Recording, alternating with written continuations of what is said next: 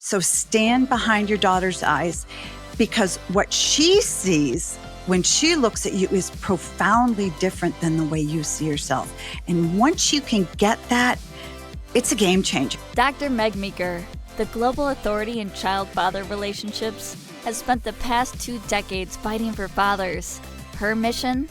Empowering men to unlock their full parenting potential.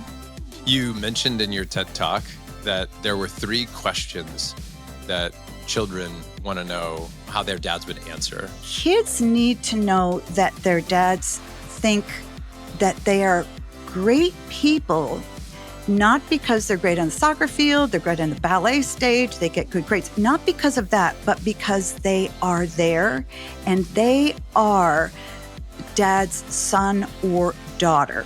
What's causing such emotion with you? Every woman takes one man to her grave, and it's her dad. The biggest regret I hear dads say is, I watched your TED Talk where you speak about like the jokes that we make about men. And I have to tell you, I didn't know this, but you and I are completely aligned on this. For years, I've been talking about how we've made dad a joke.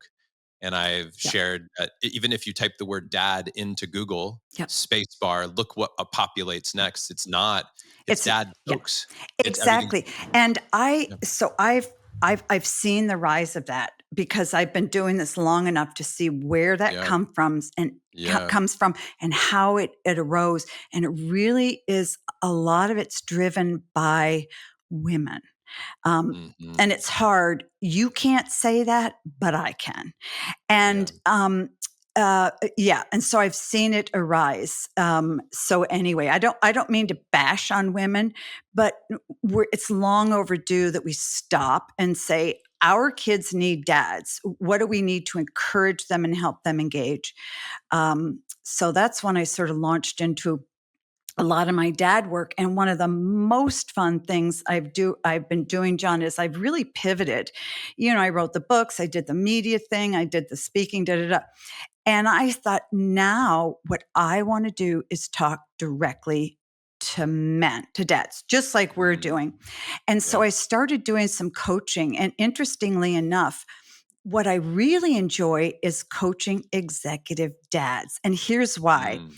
These guys are driven and they really struggle with engaging their kids and balancing that. Gee whiz, how much do I work? How much time do I spend with my kids? It's a real struggle for them. And also, this is very interesting. A lot of the men have told me they love their job. They feel good at their job. But when they come home, they feel kind of insecure. They don't know how to talk to their daughters. What do I say? I worked with the NFL for a number of years a while back, and I was amazed to hear some of the men say, we're paid millions of dollars to do this, and we're really good at our craft, whatever. But then we come home and we just don't know what to do.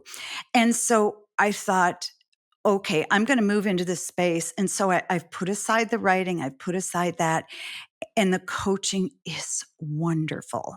It's just because the men, open up and talk about struggles with their kids. And one of the great things that I do, I think, that sets me apart from a lot of other speakers and so forth, rather than tell dads what to do, I try to teach them how their kids see them. So stand behind your daughter's eyes, because what she sees when she looks at you is profoundly different than the way you see yourself. And once you can get that, it's a game changer. And that's what dads have told me. So it's really, really fun. You mentioned in your TED Talk that there were 3 questions that children want to know their dads, they want to know how their dads would answer. What do you think of me? How do you feel about me? So I think that was the How do second you one. feel And like, about what me? are your hopes for me? Yep. And I thought that was very powerful. I shared that with our front row dad brotherhood in a private thread. Can you take me more into that world of how would a father, really put themselves into their child's position? How do they stay connected to that place? I think the first thing to do, and it's very, very important, but it's hard, is, as I was saying, Try to put yourself in your kid's shoes. You have a 5-year-old little girl. You have a 10-year-old little boy. Every child who walks into the room figures out within 15 seconds what kind of mood their dad is in. Mm-hmm. And it's not that they're interested so much in their dad. They need to know in that moment, just walked in from school, dad just walked home from work. Is my dad seeing me? Is he going to pay attention to me? And what does he think about me right now?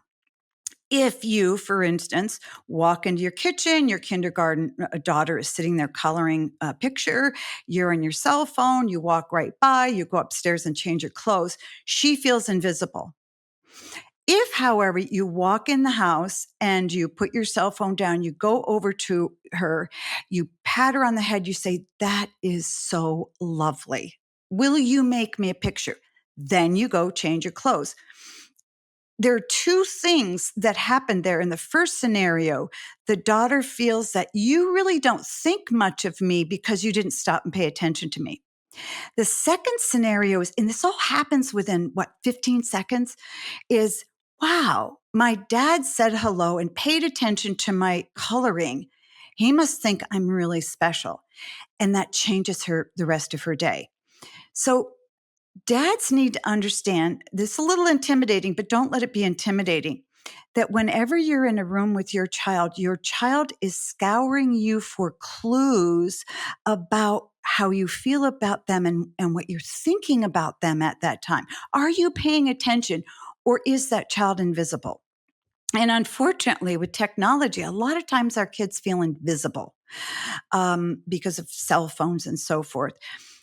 When a child feels and knows in their heart that dad thinks of them as important and worth paying attention to, and that dad likes the child enough to want to go do stuff with him, even if it's just dad says, "I'm going to go change the oil in the car. Will you come with me?"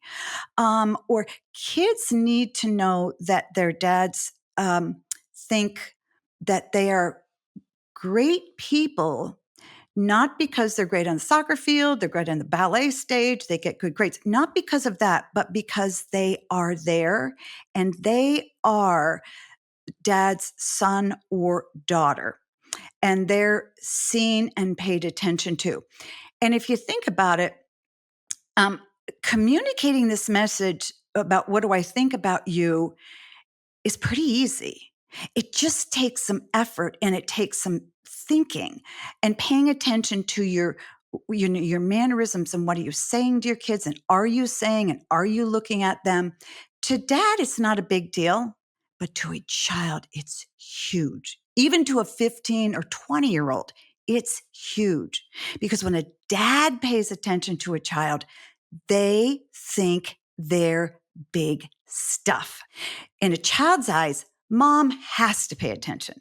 Mom has to think they're great. Mom has no choice in a child's eyes. But when dad chooses to say what they think about the child and communicate their beliefs and thoughts about the child, they can do anything they want in the whole wide world. That's in a child's eyes. Now, see, dads don't see themselves that way. That's the way their kids see them. And that's what dads need to grab hold of. I heard a story about you and your relationship to your father, and Mm-hmm. perhaps a meaningful moment about how he saw you. Mm-hmm. Do you know where I'm? Do you Oh, know what I story do. I I'm? do. I do. Can you share that? Oh, yeah. My dad passed away a while ago. Every time I think about my dad, I choke up. But I illustrated this story for a couple of reasons. One is every child needs to know that their dad thinks well of them and believes in them. And the way they know that is if they overhear their dad saying something to friends about their belief in you, and not their show off, their belief. And so, as I said, kids need to figure out what their dads think and believe about them. The other reason I told the story is this: one or two sentences that a dad says can change a child's life. Here's what happened to me. When I was 16, I decided I was going to med school. That was it. Plan A, no plan B, gonna happen. Do whatever you need to do to make it happen. So, but my dad was a physician, but he never said, go to med school, ever. My parents, just whatever you want to do. So I went to an all-women's college, did well in college. Senior year, applied to 20-some medical schools. This is great. I got 20-some rejection letters back from every single medical school. I was devastated, as devastated as a 21-year-old can be. And I went back home to live. And in that day, that was not a fun thing to do. And I thought, oh, what am I going to do? What am I going to do? So I went outside to clear my head. I walked back in my house and I heard my dad talking to somebody in his study, and the door was closed. And I stopped and I heard him say my name. And then I heard something extraordinary. I heard my dad say to this person, yes, my daughter Meg will be going to medical school in the next year or two. And I was flabbergasted. I didn't think I was going to go. I was a failure. But my dad believed I was going. And when I heard that, you know what, John? I was going. Now, my mother kept telling me, don't worry, honey, apply again. You're great. You're smart. You're going to go. And I kind of dismissed it. She's my mom. She has to say nice things about me. But when my dad said it, I knew I was going. And sure enough, I ended up getting in on the second round. And I will tell you, even as I became an adult and I started writing books and I sat down and I looked at the computer screen, I thought, I have nothing to say. Nothing, zero, nothing. And I could hear my dad's voice in the back of my head saying, you can do this. Stop doubting yourself. You got this. Move ahead. And so it came to me over and over, and it changed my life. And this is the interesting thing. A couple years later, I said to my dad, I need to tell you something. What you said in that conversation was just, life changer for me. He didn't remember the conversation because he was just saying it. Mm-hmm. But as he was just talking to another person, he communicated to that person, I think my daughter is able to do whatever she wants. So I knew he believed it because he wasn't talking to me. He wasn't saying, oh, yeah, you can do this. You're great. He was telling his belief to a colleague. And that made it even more believable to me. Mm. I'm touched by when you said a moment ago, when you started talking about your dad, that you get choked up when you speak about your dad. And Mm-hmm. I think that's beautiful. A woman who has children, has grandchildren, who has spent years talking about her relationship to her father, still Mm-hmm. has this really heartfelt emotion. What is that? What is that? What's causing such emotion within you? It's interesting. I believe that every child, particularly daughters, are connected to their dads with a gold thread. And the reason is this: when a daughter or son comes into your world, they're a child. They look to dad with questions. Can I trust you? Will you love me? Will you protect me? Will you feed me? Will you respond to me? A dad looks at a child and go, oh, look at this lovely child. This is so great. I'm so blessed. See, a child is first introduced to his or her dad through need. And when a child needs that man who is the first one to hold that child, that need is very almost palpable in a child's mind. So that child clings to dad. That child has a part of his person that needs dad in there. A dad doesn't have that with a child. A dad can live, or a man can live, a full life without a child. So a dad doesn't need to have a child. It's wonderful if you have a child. Because of that, in a child's heart and mind, there's that deep connection to dad, particularly deep if he learns early in life, first year, I can trust dad. He responds. He loves me. He touches me. He feeds me. He kisses me. This is the guy. And that stays with the child forever. And it even stays in long into adulthood. And I always say every woman takes one man to her grave, and it's her dad. Now, that's hard to hear as a husband, but the reason is because her initial relationship with her father was based on need. Your relationship with your husband isn't based on need, because you're an adult. You come to that in a very different spot. So even after your dad has passed, you still want more of your dad. You either want more time to just be with him or you want more healing.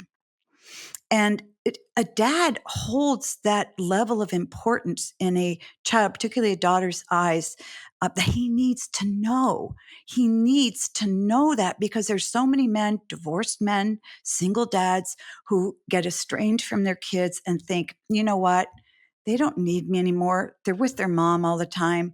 I can move to a different state. I've heard so many men say that. You can't believe the men who are in very high positions, very wealthy men around the country who say, you know what? I got divorced and I haven't seen my kids really in 10 years. It's too late for me. And I want to shake them. I want to shake them and I'd say, you don't get it. Your daughter's 30. I don't care. It is never too late. She wants you. She wants you. So you need to do a lot more work to reconnect with her.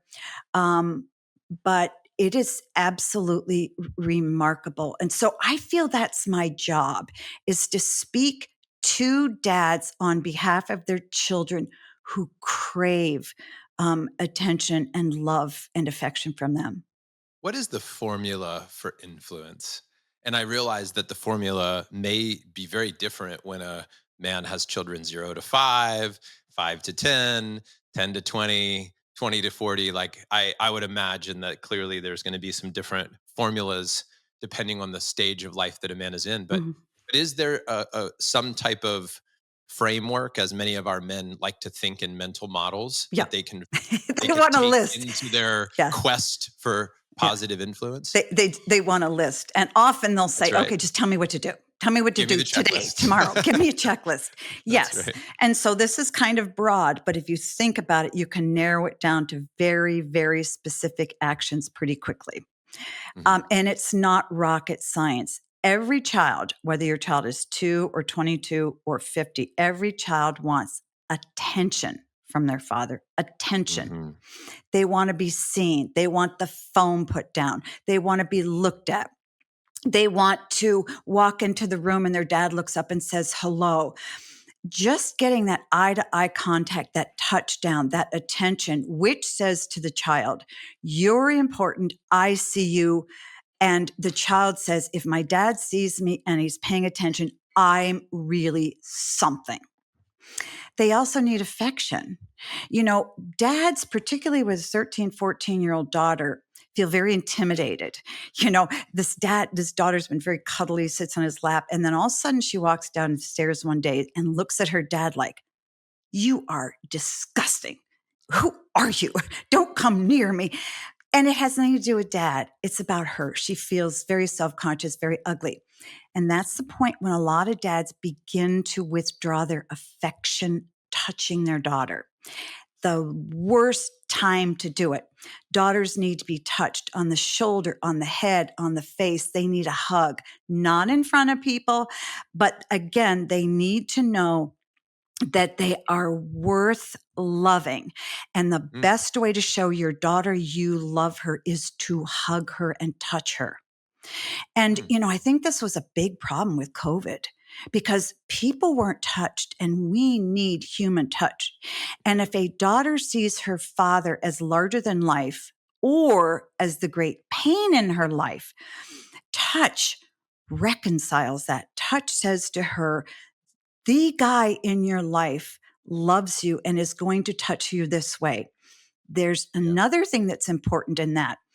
When a daughter begins to date, you know, her dad's the plumb line, and she won't tell her dad that. But when she starts to date a guy, the way dad touched her is what she expects from that guy. And if it's out of whack, he's gone. So daughters need the attention and they need the affection. They need the hugging. They need the touch. And again, a lot of dads are reticent to do that with your daughters. Don't be. And then they need acceptance. Okay. Kids now feel they say this over. Meg, Yeah, real quick, before we go on to acceptance, I'm very excited about that. I have a question about affection. I sure. was on a walk this morning with a friend, and he said that he had heard somewhere, so I can't quote the source, that actually there's a biological shift even in the pheromones where a daughter might be repulsed by her father's pheromones as a way to prevent kind of an incest breeding, if Yeah. you will, like from a, have you heard that? Oh, yeah. Okay. You're sort of talking about the Oedipal in reverse effect. Um, that's not really true. Here's what I believe happens. There's a lot of hormonal exchange, but it can really be kind of emotional. It's very similar to what a boy goes through in adolescence towards his mother. He needs this person. He loves this person, but yet he's creeped out by that person because his mom's a woman and he doesn't want to need that woman. He has a conflicted feelings. She's the woman he's Right. closest to, but he wants her to go away. And that's Yeah. why mothers need to pull back. It's different with a daughter. A 13-year-old daughter needs this dad and adores this dad and loves this dad. And she feels conflicted about her feelings and may even feel little romantic feelings towards her dad. It doesn't make her repulsed. It makes her conflicted. Right. And so dads need to know this, but they pass through it pretty quickly. And you know, here's another thing. You know, we hear about all sexual abuse and everything, and daughters talking about that as trauma. I think that girls in their early teen years can quickly misread cues from their dads. In other words, if dad shows affection towards a 13-year-old the way he did to a 5-year-old, rub her back when she's going to sleep at night or whatever. A little girl goes, that's wonderful, wonderful. An older daughter may go, huh, that feels kind of sexual. And I have these weird feelings toward my dad anyway. I wish he wouldn't do it. So I think that's what your friend is talking about. Hmm. But they Yeah, get very they get interesting. past that. Attention, affection, and acceptance. So acceptance. And again, dads will hear this and go, oh, I got those. I got those. Hold on. Hold on. Again, this is your child's perspective. You need to take it very, very seriously. Acceptance. Mm. Kids have a very hard time in this day and age really feeling accepted by their parents. Here's why. You run into somebody at the grocery store and you start talking to that person about your son or your daughter. And the first things that, and your daughter's standing behind you, and you say, yeah, my daughter's a sophomore in high school and she's getting straight A's. I'm so proud of her. And she's such a good kid. She helps around the house. Oh, by the way, she just made varsity soccer and she's only a sophomore. She doesn't feel accepted. She feels like a performer. And and the pride she sees in dad's voice tells her, in order for dad to boast about you and really like you, you need to do this stuff. I have seen kids whose relationship with their fathers are built on an activity they do. A swimmer, for instance, I saw this. And the kid was an elite swimmer. Dad took her to swim events all the way through college. Well, then junior year in college, she said, I just am tired. I don't want to do it anymore. And so she stopped. You know what happened to her relationship with her dad? They Mm. hardly talked because they didn't know what to talk about.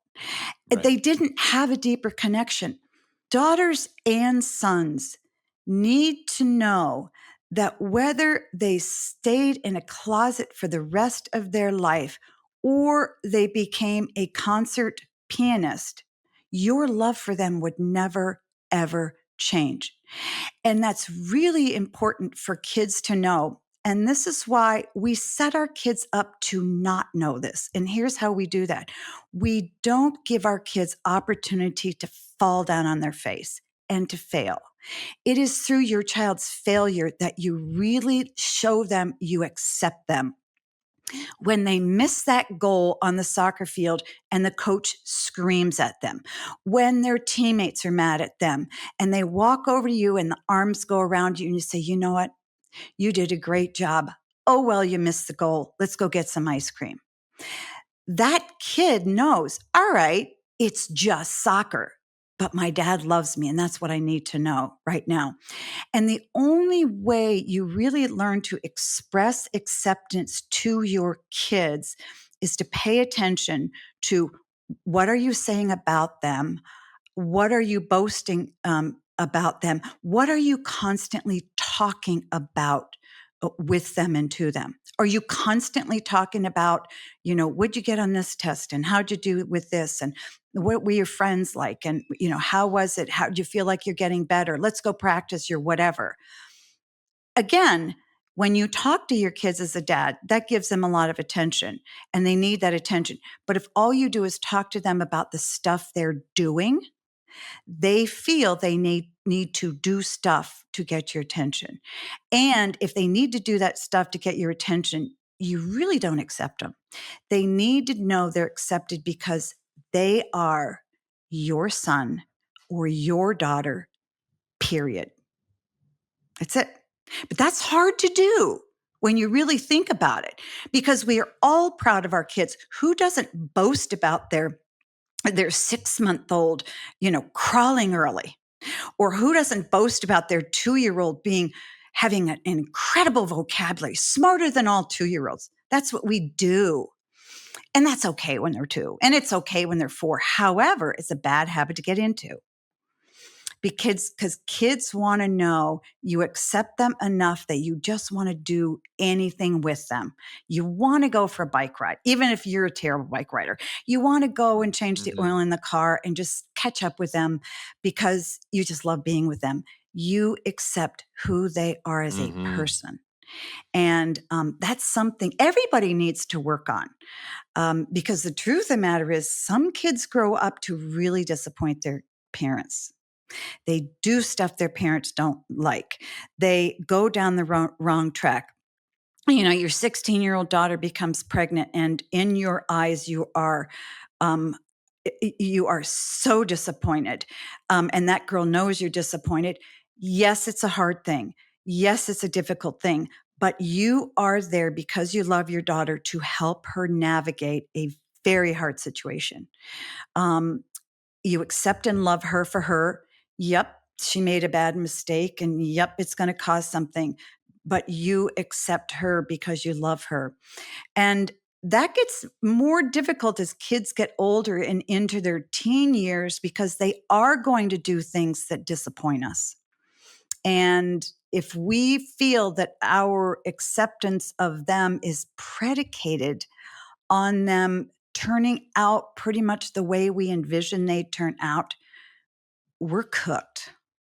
This brings up a great question for me that I can hear hundreds of men talking to me, and the same question comes up, which is, we're talking about influence today. We're talking about attention, affection, acceptance, and particularly when we started talking about acceptance, I love this. I agree with all of what you're saying. It feels right. I can think of moments where I've won in these spaces. I don't know who credit for this, but some person in my life had said these words, and I use it on Ocean particularly. I'm like, if I was 9 years old, I'd want to be your best friend. There you go. If I was 9 years old, man, I would want to be your best friend.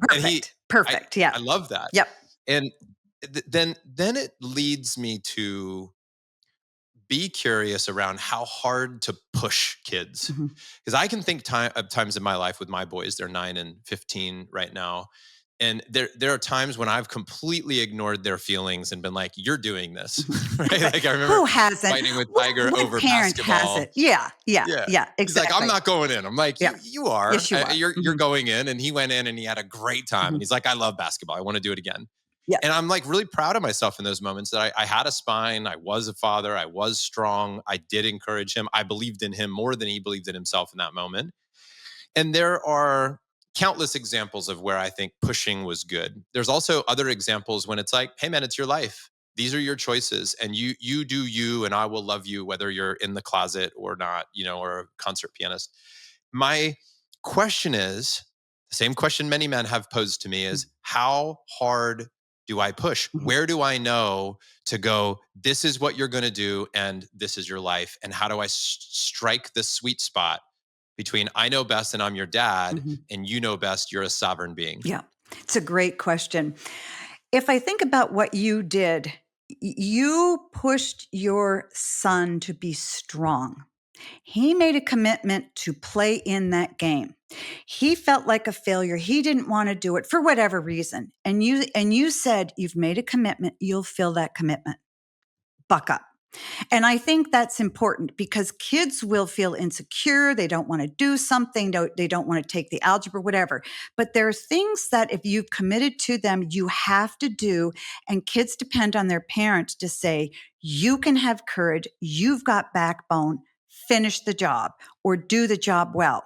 So really what you're doing is you're pushing them to strengthen a character quality, right? You are brave. You are tough. You are patient. Let's do it. That's very different from finding an activity that you think your child would be good at, and they don't want to go and they don't want to go. And you say, well, just give it a whirl. Okay. So you do it for 3 months or semester, whatever. And then you find that the kid's pretty decent at it. They're pretty good. Maybe they're a little more talented than other kids. But at the end of the semester, the kid goes, I hate this. I don't want to do it. You go, you know what? You're really good. You're going to do it. That's beginning to push in a realm you shouldn't be doing it because that's a performance issue for you. But what about persistence, the character quality of persistence in that case? In the stories you hear where people like, I'm so glad my parents forced me to stay playing the piano because now I can do it. But if they would have let me, I would have quit. Yeah, exactly. Well, it depends. You have to identify in that kid that they're good at it and that at times they really like it. Okay, so the kid that says, I'm going to quit, I'm out of here at the end of a semester, is a kid who somewhere in those 3 or 4 months when they're starting it was really jazzed and really jazzed. But then they thought, this is just much too hard. I don't want to do it. Then you say that this is hard. But I've seen you really like it, and I've seen you get really excited about it, and I've seen you just want to quit. You're not going to quit. If, however, and you feel and you're seeing that the kid down deep really does like doing it and really can be committed, very different than if you see your child being excellent at something and repeatedly telling you, I hate it, I hate it, I hate it. Mm. Case in point, I had a patient who was an outstanding downhill skier. And I've seen a lot of kids who are fabulous athletes who, some way along the way, say they don't just want to quit, they hate it. And they hate it. I mean, they really do. And their parents push, push, push, push. Okay. And she wasn't going to the Olympics, but she was, really, really good. And Junior Olympics or whatever. And she hit sophomore year and she said, I'm done. You don't say anything else to me. If you bring up skiing again, Dad and Mom, basically, I'm going to run away, which she didn't. That was a kid who felt, and her parents could see it, but they just looked right past it, who felt she had to keep skiing to keep them happy. She had to keep skiing to have them pay attention to her because otherwise they really didn't pay that much attention. And they both, parents and kid, knew they wanted her to keep skiing because it made them feel like proud parents, like good parents. So you have to really kind of do some soul searching. Why am I making my kid do this? Why am I forcing them to get back in the game? Are you really trying to build character, or are you doing it because it makes you feel like a better parent? So you can even stop and ask yourself, am I making my kid, downhill ski or ice skate or play hockey, even though he hates it, because it makes me feel like a better parent? Or am I making him do it because down deep, I know he really likes it, but he's just afraid to keep going? And you can figure that out. I think you can pretty quickly figure that out.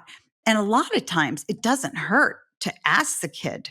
Just ask them, why are you doing this? What's fun? What isn't fun? And then if you determine that it's something he wants to do, but he's afraid to do, so then you push, then you say, okay, this is something that you want to do, but you're afraid, or you feel like you can't keep going. But I can sense you want to be there. So I'm going to be here to just nudge you all along the way, because I want to teach you persistence and fortitude are very, very important. Very different from the kid who says, Dad, I can't stand it. And I can't stand you pushing me. A couple months later, Dad, I can't stand it. I can't stand you pushing me. You only want me to do this. Those are some red flags that you better do some soul searching as to why you're pushing the kid. I feel the way I'm processing this is a kid says, I want to quit, and it's today. I want to quit today, versus I want to quit every day. Exactly. Like, Yeah. I'm having a bad day. I want to quit. And No. I want to quit. Yeah. And you're like, hey, it's your life. Do whatever you want. Versus, No. that kid is happy 9 out of 10 days, growing, expanding. You can feel it. You can see it. So you talk them through the quitting, the sticking with it process. Yes. But if a child's just being beat down, they're truly like the consequence of persistence outweighs the benefit of gaining the persistent value. Correct. Then you make the other thing too is, if you have a preteen or a teen and they sign up for a sport for a semester and they've committed to that, they need to finish the season. Finish this. I like that idea. Yeah, they really do, because what they learn is when I make a commitment, I have to follow through, even if I hate it. Now, I mean, if the coach is being horrible and all the other players are bullying him and but that usually doesn't happen. So I think that it takes some finesse in figuring it out, but you really can. You're looking for the kid who, over the course of that semester, you see in that kid, he hates it, he hates it, he hates it. But if you see just every once in a while, he goes, I quit, I can't take it. Or halfway through a game, they've made a stupid move, they missed a basket or whatever, and the coach kicks them out and they go, I'm not getting back on that. I'm not going back on that court. This happened to my granddaughter. And her dad said, yeah, you are. No, he started to cry. Yep, get right back out there. And he was right. So, and she had a great rest of the game. I had a moment as a father that I'm not proud of. And upon reflection, I can see what happened more than I could in the moment. But my son, Tiger, who's now 15, he was probably about 10. He's on the climbing team here locally in Austin. And we were sitting out front of the gym one day. And I'm just imagining I was exhausted from work and frustrated at something else other than him. And he was like, I don't want to go in. I don't want to do climbing anymore. And I remember thinking in that moment, I don't really like doing the drive out here to the gym 2-3 days a week. Like, this is a long haul. I was exhausted in that moment. And then I was like, well, buddy, if you're not going to give it, it was almost like I was giving in. Yeah. You wanted him to quit. It was hard for you. I wanted him to quit. I actually was like, okay, if that's your choice, you get to do it. And so I put it on him, but deep down inside, I was the one who didn't want to do it. And we didn't even quit the team properly. We didn't walk in. Like, I had such an opportunity to walk in, talk with the coach. I was just beat down as a dad. And I was exhausted. I was frustrated. I was overwhelmed. And I just was like, well, that's it. We just drove home. And I look back on that and I'm like, who was I? What kind of man does that? You were exhausted. I often say the biggest hindrance to great parenting is exhaustion. If we're not tired, we would make very different decisions than we do. The other thing you can always do is, he says, okay, I hate climbing. I don't want to do it anymore. You say, okay, I understand, but here's what we're going to do. You're going to give it one more month. And if the end of that month, you still hate it, want to quit, you can quit. And so, unless he's on a team, you can't let your team down. But I think climbing is fairly solo, isn't it? I don't know. It's both. It's both. Yes, it's an individual sport and you're on a team. So he did have a group that he was climbing with. I do. There's one caveat. That is, many mothers have a really hard time pushing their kids to do hard things. I did. Because they don't like to see their kids hurt. They don't want to see them cry. They don't want their self-esteem to go down, and they feel like if I push them, they're going to feel unaccepted. Da, da, da, da, da, all these things in our minds. So there are many times when dad has to step in and say, I know you're waffling, and I know that he wants to quit, and you don't have the oomph to say, keep going. So dads are very pragmatic. Step in and say, okay, I'm going to consider your request to quit, but we're going to do it at this time after you do this. That's the kind of hard stuff that dads aren't as emotional about making decisions like that in general, as mothers. Now, some mothers will do it easier than some dads, but that's where the pragmatism in a dad can come through and really help the child. I brought up regret a moment ago of my own personal stories, and you've worked with so many men, seen so many examples of this. What is a common thread, a through line of regret from the men that you've spoken with that have kids that are, let's say, over the age of 18, Mhm. looking back, what do they wish they would have done differently? I think that they wish they wish they would have engaged more. That they walked away. They didn't pay attention. They thought they weren't good enough, or they were just going to mess up their kids. And dads don't want to fail at anything, particularly when it comes to your kids. So rather than trying something and failing, they just don't. They back away. And this typically happens when kids are in the preteen and early teen years. And they're told that, right? All teens need is peers. Who started saying that? What teen boys and teen daughters need is a great dad. You know, I didn't homeschool my kids. I know people have different feelings about homeschooling, but I will tell you a common trait in homeschooled kids, particularly through high school, they have great relationships with adults because they've spent more time with mature adults than with peers who do stupid stuff. And so they learn from them. They will look me in the eye in my office and talk to me. Other kids who are only with peers, say 15, they'll look it down at the ground and have a hard time answering my questions because they're not used to relating with adults. And so I Mm, think that the biggest regret I hear dads say is, why didn't I do more with my kid? Why didn't I spend more time? Why didn't I realize that he needed me then and I wasn't there for him? Or now this is a whole new subject, and I don't want to open a can of worms here. Every father and mother come into their parenting with a preload. They come into parenting with their own experiences as a kid with parents. This is what parents do. This is how parents make their kids feel. And they don't even know it. And when they become parents, they bring that into. For instance, dad grows up with a dad that yells at him all the time. He hates it, hates it, hates it, makes him feel horrible. He goes to be a parent. I'll never do that to my kid. And pretty soon he starts yelling at his kid and he feels horrible. Why? Because we all default to what's familiar because we don't know anything else. And so this is very, very common in parents. They repeat the patterns that they know from their past. I don't want to get all spooky and psycho because I'm not a psychologist. This is just what I see. Dad's feeling so guilty.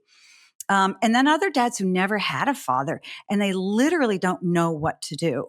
And a lot of those dads who don't know what to do, they just back away and they let mom take over. Particularly, I saw that with a number of the wonderful NFL guys that I worked with. They either said, I don't know how to do this, teach me how to do this and go forward.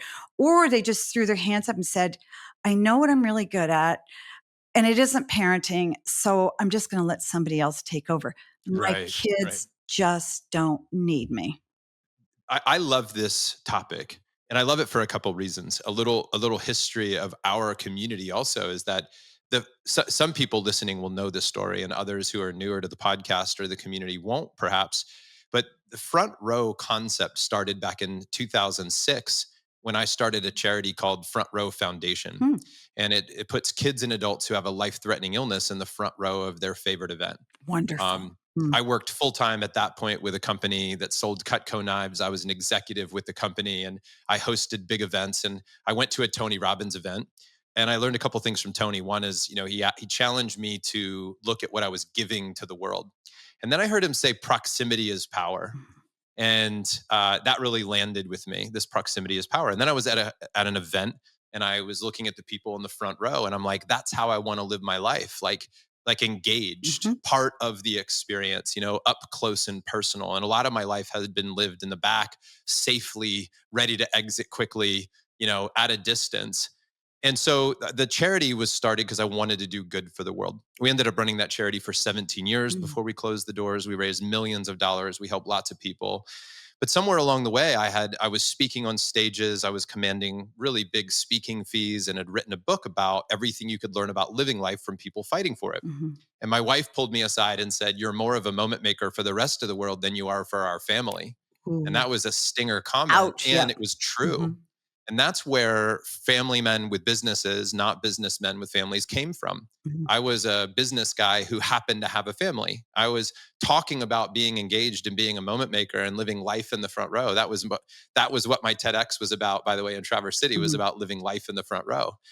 And and I realized I was doing it with everybody other than my children. Mhm. And so Front Row Dads was born because I wanted to be engaged. I wanted to get closer to the people, places, thoughts, and things that make me come alive. And a lot of times my earlier life was about getting on the field. They're always like, don't be on the sidelines, like get in the game. Yeah. And I love that. So I was trying to be the star player for a lot of my life.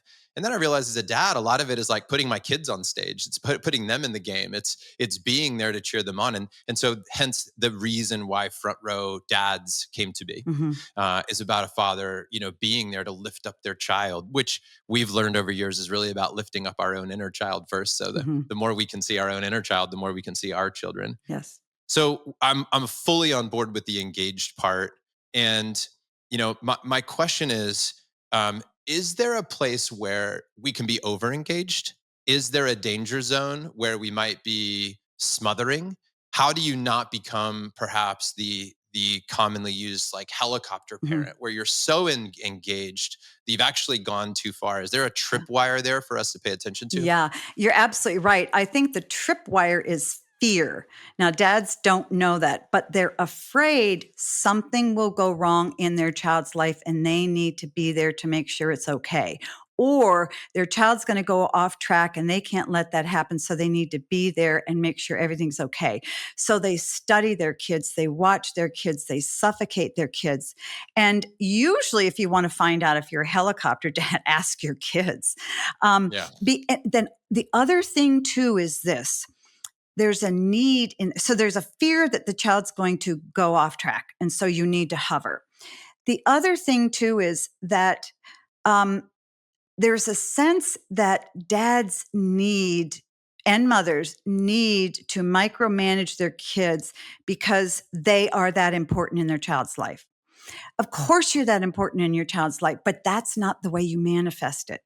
Because what you're creating is a child who's so dependent on you to create the path and you to make sure that the path is seen and he walks down it and he doesn't get in any danger. Which another thing is, we are very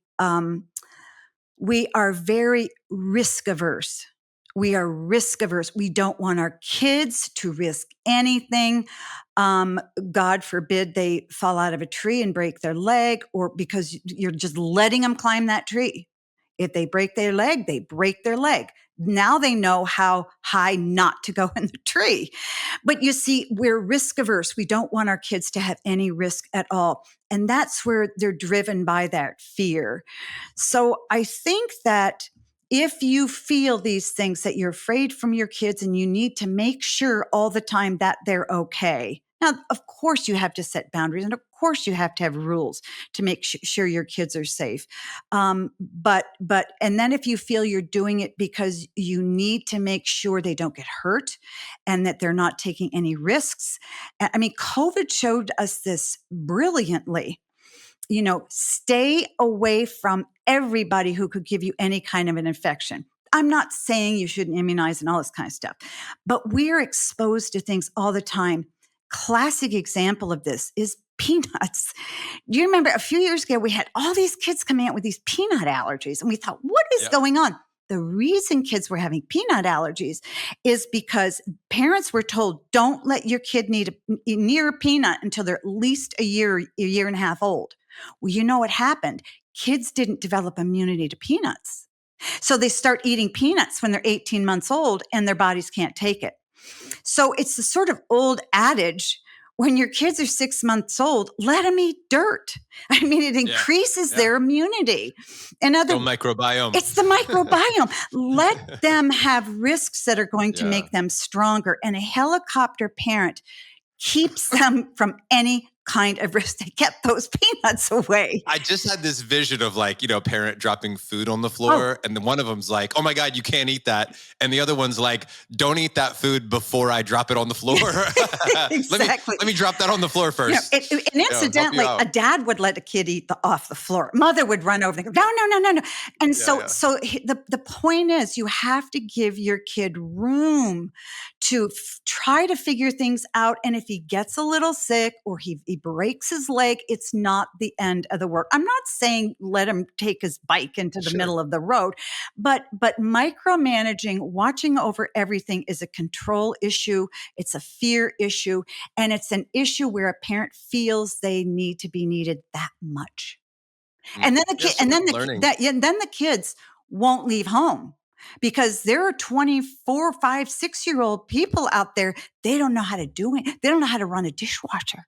Tiger's doing his own laundry now. Ocean's learning. So, my son. My mom did a good job with that with me. Yeah. Oh, my husband's mom did too. And I say, if you don't teach your son how to cook and do all this kind of stuff, you're setting your daughter-in-law up for a miserable life. And it really, and also I'm big on work, making kids work. Now, obviously they can't work outside the home when they're 12 or 13, but they can certainly work around the home. Work is so good for kids. Teaches them responsibility, and that, sometimes life isn't fun, but you got to do it anyway. True. I want to get to this might be our last question. We'll see where this goes. But I think maybe we'll wrap here. And that is around spirituality, religion, God, whatever terms we want to use. The question is, not just speaking to those in our community that have a strong faith, that lean into a particular religion, but even those who don't, but also want to have some level of spirituality in their lives. What can you tell fathers about the importance of this in their family's life and how to navigate spirituality, God, that topic, that conversation? Sure. Anything you want to share there? I realize it's like, no. We have a couple minutes left. Can you tackle the God subject, God, Meg? in 1 minute or less. Yes. A couple minutes. So I've done a lot of research on this, and it is very, very clear that kids who have a faith in God do much better in life during the teen years. They stay away from the bad stuff. They have a plumb line. They know it's right and wrong. They get along better with people. They're great, so on and so forth. And I wrote that in a chapter in my book, She Needs a Faith in God. But here's why, and because I've thought a lot about this. What I see in kids under 5 is a tremendous openness to spirituality, a knowledge, if you will, that there's something more. And they want to know what that more is. And they want to learn about that more. And they want definition of that more. So a good parent must address that in their young kids, because the kids are thinking about it and they want to know what you think about it. Now, if you have a faith in God, you need to really figure out what your faith is all about. My husband and I have a strong Christian faith, and we have studied God. Incidentally, God calls himself Father. And for a dad, you share a name with God that I don't. That's pretty humbling for a dad. Kids need God for several reasons, because they know that they want to attach to something bigger and smarter than you. And they want that. There's a Oh, that's filling of good. a void in their lives that they want filled. And when you begin to talk to them about God and developing a faith and leaning on something bigger than you and bigger than them, they eat it up. I promise you, they eat it up. All the little kids at our table, grandkids, they're the first to stop and say, no, we need to say our prayers. Even the 2.5-year-old, they are so tuned into it. I've had so many young kids. Your audience won't believe it, but they see angels, and they will tell me if they're sick in a hospital, and their parent will go, shh, don't say that. I said, stop, let them talk. They're much more open than you are. The second reason a father needs a faith is because you're going to mess up, and you need someone to support you and help you and get you back on track. God is the person to do it, because God is your father. He's your kid's father. He knows how to parent really well, much better than you. And he's the perfect father. So when you study him, you're studying fatherhood, and you're studying who you are as a son, but who you need to be as a dad. And when your kid sees that, his faith is emboldened. And now you have a deeper connection with your son, because guess what? You start to pray together. You want your kid to open up and talk to you about anything. You say to your kid on the way to school, you know what? When I'm at work, I'm going to be praying for you. What would you like me to pray for today? Mm. Or, thanks, Dad, I have a big test today. You pray with your child at bedtime. You want your child to open up to you. Start to pray with them. It melts kids. And so kids need to have a faith. And I'm telling you, not only the medical aspect or the psychological aspect, they're healthier psychologically, but they're stronger from a spiritual standpoint. And in this day and age, atheism takes kids down. Atheism makes kids feel empty, and they truly don't have their bearings anywhere.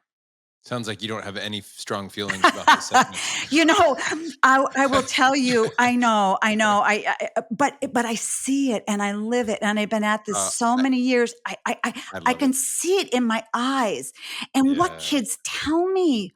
There was a patient I had was dying, and he's 14, and his mother was distraught. And he comes out of his bedroom one morning. He looks at his mom and says, "Mom, don't worry. It's going to be okay." An angel talked to me last night and said, "Don't worry. It's going to be okay." That kid never wavered on that until the day he died. What a Mm. relief for that mother. Can you imagine your dying child saying, "It's okay, Dad. Believe in God. He's in heaven and he's going to take me." Versus the kid never has. And this child had a minimal faith. I have had kids say that kind of thing to me over and over. So your kids can teach you so much about God. Just be open to it. Meg, thank you so much for this conversation today. I want to share with you that since the beginning of my fatherhood journey, so we're dating back 15 years now, I can picture your books in Mm. my life, on my nightstand, on my coffee table, on the bookshelf, and I can picture countless times in our group Telegram threads where our members are in conversation, or somebody sharing on a group call or at a live event, that your work has impacted their Mm. lives tremendously. Two of my closest friends, Justin Donald, who runs the Lifestyle Investor Mhm. community, very successful in the investor space. Brad Johnson, who's in the financial advising space, and these guys have touted your books Oh, amongst many others, you know, and that, it's changed their lives. you know, You've had such a positive impact on these men, and I want to acknowledge Well, you for I'm that. I'm so grateful for that, and I'm so humbled because, again, I just wrote the book. I believe that God did all the rest. All I needed to do was put it on the bookshelves. But I also did want to say, if it's okay, my heart right now, like we were talking about before we came on the air, is to take small groups of men, or one-on-one, particularly executives, men who have influence over many other men, and coach them in their parenting. Because if we companies spend a lot of money on HR, work life balance, exercise, eating right, da da da da.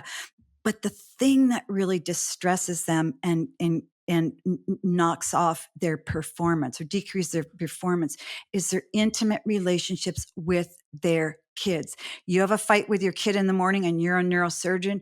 I don't know if I want you to operate on me. If you don't have a fight and you have a great relationship with your kid, you're going to do a better job operating on me.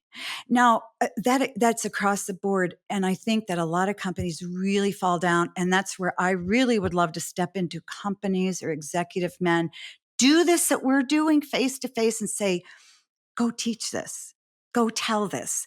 And so I just throw that out there for any men who would be interested in coaching for their businesses, for personally, whatever. Just go to my website. I'd love to help out. We have a community of people who would be interested in that. Our members tend to be leaders of leaders, entrepreneurs, founders, CEOs, and men who have created a Mhm. lot of success in their Mhm. lives, in many different ways, and at the same time don't want to lose No. themselves to their passions. Don't want to be the ones who have all the regret. Because I've met a lot of very successful businessmen who are now in their 70s and perhaps even into their 80s that I've said, hey, looking back on your life, what advice do you have for me? What are your regrets? And I've heard many of those individuals say, I wish I would have engaged more with my family. I've never heard anyone of sound mind, in fact, or anyone for that matter, say, I wish I would have made more money. Mhm. I think I spent too much time with my kids. Exactly. I Yeah. left another million on the table. I'd be so much happier if I had an extra million in the bank. Oh, Never heard it. absolutely. That's the heart of every dad.